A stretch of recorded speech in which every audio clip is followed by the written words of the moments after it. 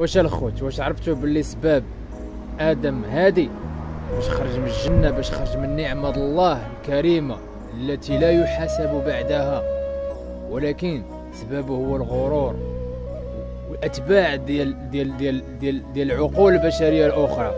صافي دابا نتوما تهنيتو ارتاحيتو، طيحتوا لي كونط ديالي، طيحتوا لي اليوتيوب ديالي، صافي ارتاحيتو مع راسيتكم. يلا وصفقوا دابا بالدرامي ديالكم، يلا صفقوا. دابا نشوفوا في الاخر شكون اللي غيدوم ليكم.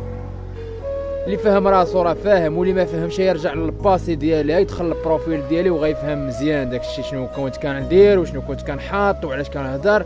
ولكن الرويبيضه الا تبعوك راه ما يطيحوك، ويا طيحوك مازال طلع ان شاء الله، ولكن غتحردهم حريد من الاخر. هذا هو الاسلوب ديالكم نتوما خصكم اللي يحردكم، ماشي اللي كالي عليكم ولا يهضر عليكم ولا ديال النفس عليكم ولا فهمتوا ولا.